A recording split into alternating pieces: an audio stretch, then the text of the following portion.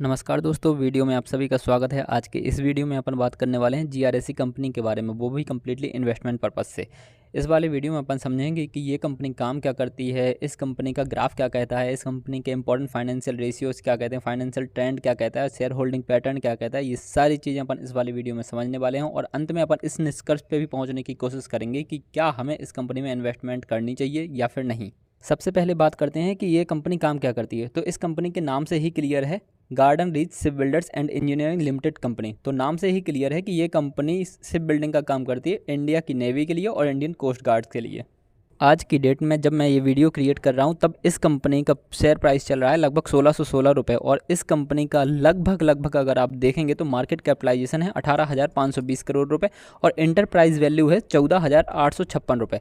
Enterprise value और market cap values में अंतर ये होता है कि बेसिकली अगर आज की डेट में आप इस कंपनी को ख़रीदने जाएंगे ना तो ये मिलेगी 18,520 रुपये की, बट एक्चुअली में आपको ये कंपनी पड़ रही होगी लगभग 14,856 रुपये की। बेसिकली इसका मतलब ये है कि आप 18,000 रुपये पे तो कर रहे होंगे, बट कंपनी जब आपको मिलेगी तो उसके साथ साथ में आपको उस कंपनी का कैश फ्लो भी मिल जाएगा, बेसिकली फ्री कैश भी मिल जाएगा, जो कि 4,000 रुपये के 4,000 करोड़ रुपये के आसपास का होगा। तो बेसिकली वो आपको फ्री में ही मिल गया। तो एक्चुअली में कंपनी तो आप लोगों को 14,856 रुपये की ही पड़ी ना। तो बेसिकली इसका मतलब ये होता है। नीचे आप देख भी सकते हैं कि इस कंपनी के पास एक्चुअली में फ्री कैश है आज की डेट में 3,720 करोड़ रुपए और डेट इस कंपनी के ऊपर बहुत कम है, लगभग 55.58 करोड़ रुपए।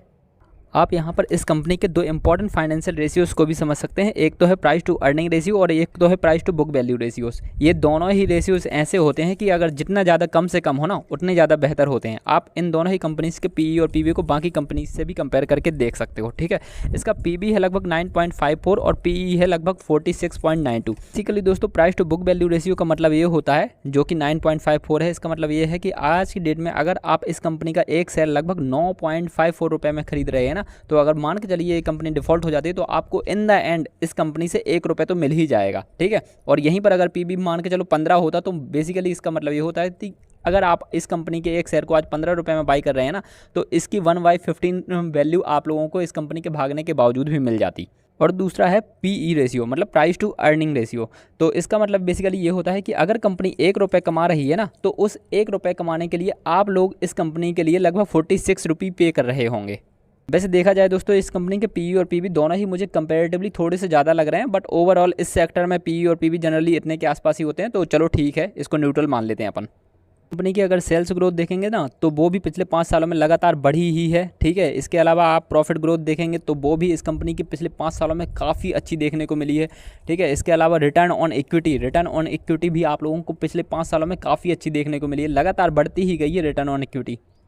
रिटर्न ऑन इक्विटी का बेसिक मतलब दोस्तों ये होता है कि अगर शेयर होल्डर यहाँ पर 100 रुपये देता है तो कंपनी उस 100 रुपये पर कितना प्रॉफिट बना पा रही है, ठीक है। इसके अलावा रिटर्न ऑन कैपिटल एम्प्लॉयड भी आप देख सकते हैं, तो वो भी आप लोगों को लगातार कंपनी का काफ़ी बढ़ता हुआ देखने को मिलेगा। रिटर्न ऑन कैपिटल एम्प्लॉयड का मतलब ये होता है कि कंपनी जितना भी पैसा लगा रही है, चाहे वो शेयर होल्डर्स का पैसा हो, चाहे वो लोन का पैसा हो, जो भी पैसा हो, बेसिकली जितना पैसा लगा करके कंपनी उस पर कितना पैसा बना पा रही है उसका मतलब होता है कैपिटल एम्प्लॉयड। इसमें अभी भी वो टैक्स और इंटरेस्ट वगैरह बाकी होता है, मतलब वो सारी चीज़ें मिला करके जो कंपनी बना पा रही है ना पैसा, वो सारा कुछ होता है इसमें। तो बेसिकली कंपनी 100 रुपये पर लगभग 28 रुपये बना पा रही है एक्स्ट्रा।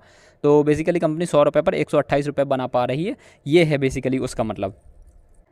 इसके अलावा आप डेट टू इक्विटी रेशियो देख सकते हैं। डेट टू इक्विटी रेशियो 0.03 है, जो कि बहुत ही अच्छा है। मतलब आप लोगों ने ऑलरेडी ही देखा कि इस कंपनी के पास ऑलरेडी डेट है ही नहीं और total date upon total equity होता है इज इक्वल टू भी कंपनी का डेट टू इक्विटी रेशियो। इसके अलावा दोस्तों अगर आप कंपनी का प्राइस टू कैश फ्लो देखेंगे तो ये थोड़ा नेगेटिव साइन है, क्योंकि ये नेगेटिव में है। इसका मतलब कंपनी के पास जो अभी कैश फ्लो है ना वो ऑलरेडी है ही नहीं, वो नेगेटिव में चल रहा है, ठीक है। तो ये बेसिकली नेगेटिव साइन है, बट छोटी जो कंपनीज होती हैं उनमें ये वाली चीज़ कभी कभी देखने को मिल जाती है। इसके अलावा एक चीज़ आप लोगों को CFO अपॉन पैट देखने को मिलेगा, मतलब cash flow from operations upon profit after tax. ये चीज़ वैल्यू, ये वाली वैल्यू लगभग 1 के आसपास होनी चाहिए। इस कंपनी की 1 से ज़्यादा ही है, तो काफ़ी पॉजिटिव साइन है। तो इस कंपनी का शेयर होल्डिंग पैटर्न भी देख लेते हैं, तो आप देख पाओगे कि इस कंपनी के पास टोटल प्रोमोटर होल्डिंग लगभग 74.50% है, जो कि गवर्नमेंट की ही हिस्सेदारी है। इसके अलावा म्यूचुअल फंड ने यहाँ पर 1.64% की हिस्सेदारी खरीद रखी है। अदर डोमेस्टिक इंस्टीट्यूशंस ने यहाँ पर 0.26% की हिस्सेदारी खरीद रखी है। फॉरेन इंस्टीट्यूशंस ने यहाँ पर 3.84% की हिस्सेदारी खरीद रखी है और रिटेल इन्वेस्टर्स, मतलब आपके मेरे जैसे इन्वेस्टर्स यहाँ पर लगभग 19.76% के हिस्सेदार हैं। दोस्तों शेयर होल्डिंग पैटर्न को अपन न्यूट्रल कह सकते हैं, बहुत अच्छा नहीं कह सकते, क्योंकि अगर म्यूचुअल फंड्स यहाँ पर बहुत ज़्यादा बड़े हिस्सेदार होते तो ज़्यादा अच्छा होता। अब दोस्तों अपन देखते हैं इस कंपनी का फाइनेंशियल ट्रेंड, जो कि सबसे इंपॉर्टेंट फीचर होता है मेरे हिसाब से किसी भी कंपनी को समझने के लिए। आप देखोगे 2021 से लेकर के 2024 तक का 1000 करोड़ की वैल्यू है ये, 1.33 थाउजेंड करोड़, 1.92 थाउजेंड करोड़। आप देखोगे लगातार रेवेन्यू में आप लोगों को ग्रोथ देखने को मिली है, और प्रॉफिट में भी आप देखोगे उसी रिस्पेक्ट में आप लोगों को ग्रोथ देखने को मिली है, और लगातार 4 ही सालों में इस कंपनी ने प्रॉफिट बनाया है। तो आप बेसिकली समझ सकते हो कि ये कंपनी एक बहुत ही अच्छी राह पर चल रही है। भले ही कैश फ्लो फ्रॉम ऑपरेशन से नेगेटिव हो जाए, कैश फ्लो ना हो, बट ये ओवरऑल चीज़ें यार ऐसी होती हैं कि छोटी कंपनी होती है, कई बार कैश लेट आता है, कई बार पेमेंट्स लेट आती हैं, तो हो सकता है नेगेटिव में हो जाए। बट ये चीज़ आप लोगों को दिखाती है कि कंपनी लगातार ही रेवेन्यू में बढ़ोतरी कर रही है और प्रॉफिट भी लगातार जनरेट कर रही है। अब एक बार दोस्तों इस कंपनी का ग्राफ भी समझ लेते हैं। तो लास्ट के 1 दिन का ग्राफ, लास्ट के 1 वीक का ग्राफ, लास्ट के 1 मंथ का ग्राफ, लास्ट के 1 ईयर का ग्राफ, लास्ट के 5 ईयर का ग्राफ एंड मैक्सिमम ग्राफ।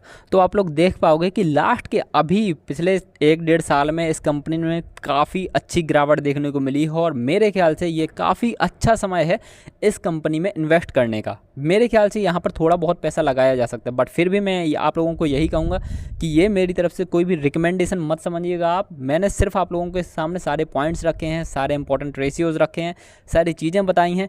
तो अब आप लोग खुद डिसाइड कर सकते हैं कि आप लोगों को इस कंपनी में इन्वेस्ट करना चाहिए या फिर नहीं।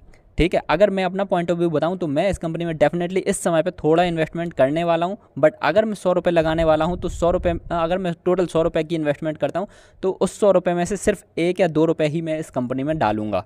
ठीक है, तो ये मेरा पॉइंट ऑफ व्यू था। आई होप आप लोगों को सारी चीज़ें पसंद आई होंगी। कोई भी डाउट या क्वेरी आप लोग डेफिनेटली कमेंट कर सकते हैं। इसके अलावा और इंपॉर्टेंट कंपनीज़ के ऊपर मैंने वीडियोस बना रखे हैं, आप लोग डेफिनेटली उन वीडियोस को भी देख सकते हैं। एंड स्क्रीन में आप लोगों को वीडियो मिल जाएंगे। अपन मिलेंगे अगले वाले वीडियो में। आप लोग अपना ध्यान रखिएगा। Bye bye, take care.